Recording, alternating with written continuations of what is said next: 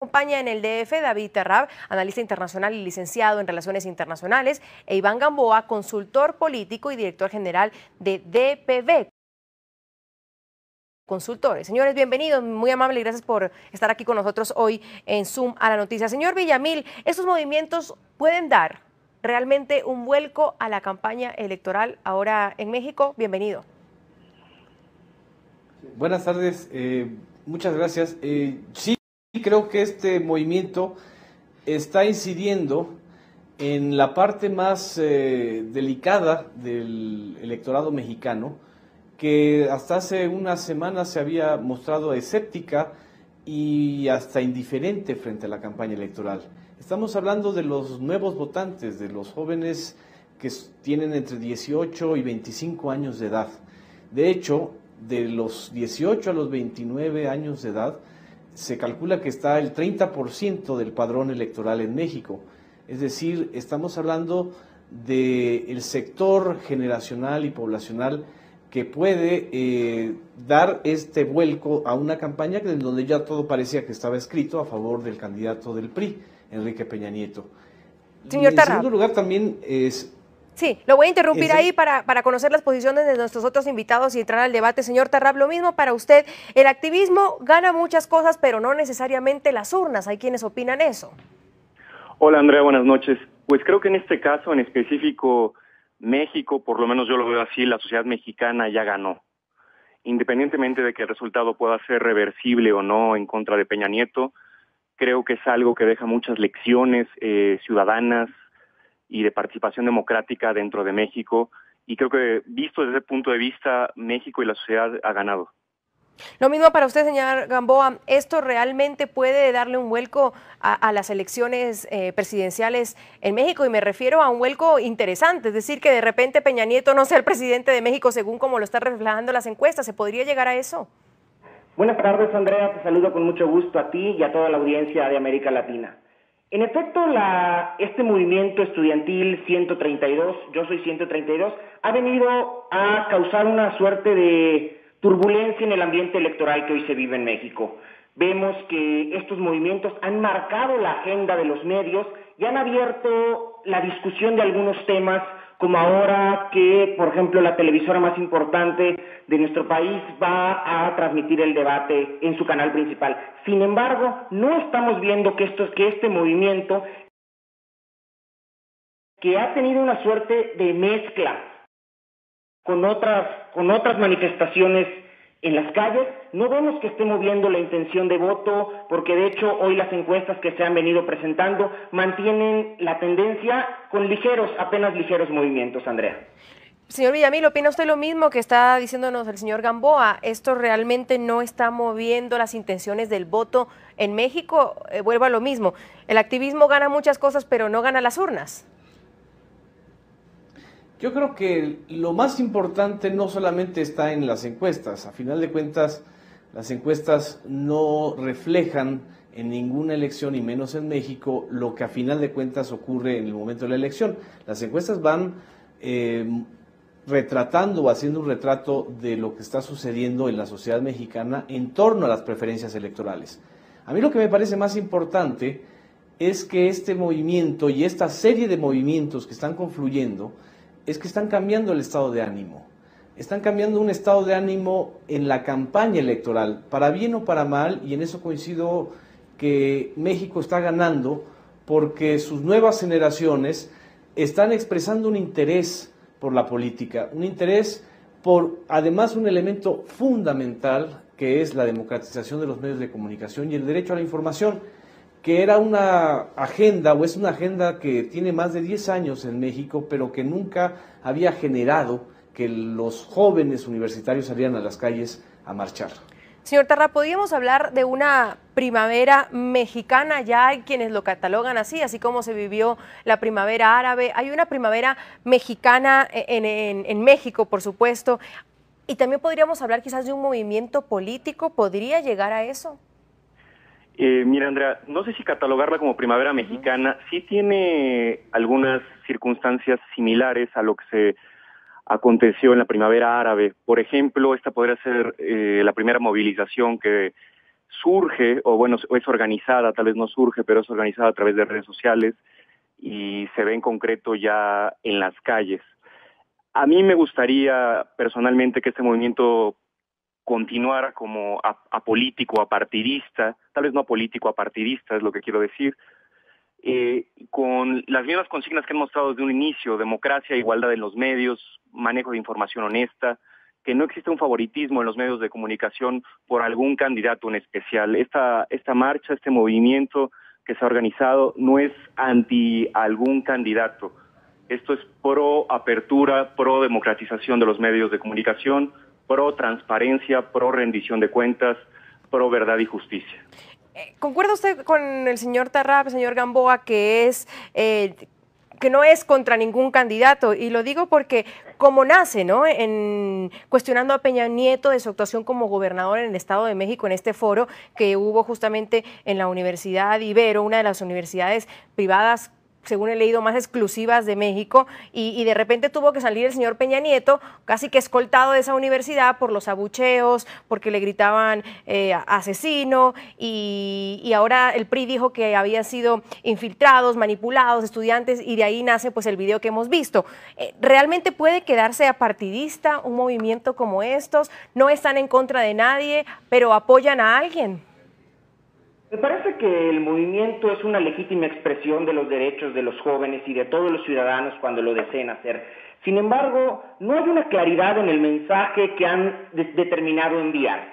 El movimiento, que en un principio se denominó ciudadano y en favor de los medios, después se mezcló con otro movimiento precisamente anti Peña Nieto, y después se ven pues actos radicales de franco vandalismo en los que estos mismos jóvenes agreden el vehículo del candidato del PRI en una suerte pues que pudiera parecer hasta delictivo. Entonces, esta confrontación que se ha dado no me parece que esté abonando un clima positivo. Me parece que se está radicalizando el movimiento, y si bien hay quienes legítimamente están expresando sus derechos en pro de un mejor país, me parece que el movimiento se ha desvirtuado. Me parece que hay grupos de poder detrás que lo están llevando hacia algo que no es conveniente para México. Hoy la situación no es la misma que se vivía hace muchos años, y el ánimo de los mexicanos no está en ese papel de confrontación, pero sí se ha visto que el movimiento, por más que se ha querido llamar ciudadano, se ha concentrado en ser anti Peña Nieto y en favor de la izquierda, como el mismo López Obrador lo señaló en uno de sus spots al principio, donde él señalaba que los jóvenes sí estaban con él. Y desde ese momento la percepción se ha vinculado con que el movimiento es anti Peña Nieto y pro López Obrador. Señor Villamil, usted ha escrito sobre ese movimiento, lo ha seguido de cerca. ¿Qué opina sobre lo que dice el señor Gamboa? Porque en realidad se nota o se ha visto en sus inicios, como lo dice el señor Gamboa, que ha sido un movimiento que iba contra el PRI, contra Peña Nieto, y muchos candidatos, empezando por López Obrador, se agarraron de eso para decir: los jóvenes no están ni con el PRI ni con el PAN, pero están con el PRD, están conmigo. Se perdió la idea principal, lo real de este movimiento. No estoy de acuerdo en que el movimiento esté cayendo en provocación y en asuntos de atentados contra el candidato. A ver, no mezclemos cosas que son distintas. Coincide con los momentos o los tiempos de las marchas en la Ciudad de México y en otras ciudades del país el hecho de que en un evento del candidato presidencial del PRI hubo un grupo de jóvenes que protestaron y estuvieron en una camioneta pidiendo que se fuera, pero esos no son parte de ningún movimiento, son protestas que están en contra de ese candidato. En segundo lugar, es un movimiento que se está gestando. No podemos endilgarle etiquetas a un movimiento que se está gestando con apenas 3 semanas de movilizaciones y de convocatoria, y a través de redes horizontales que son las redes sociales. Si queremos entonces ver a un movimiento como con la lupa que siempre se ha querido ver en México, donde siempre hay un cerebro detrás, siempre hay un candidato o un partido, entonces vamos a perder la parte más maravillosa o más creativa de este movimiento, que va mucho más allá del resultado electoral. Por supuesto, y eso no lo podemos negar, hay una sensación de molestia de estos jóvenes universitarios con Peña Nieto y con la televisora más importante del país, que es Televisa, precisamente porque se amalgama este movimiento a raíz de lo que sucedió en la Universidad Iberoamericana y del intento de desvirtuar esa protesta, en donde decían que eran acarreados, que eran porros, que eran manipulados por otra fuerza política, ¿no?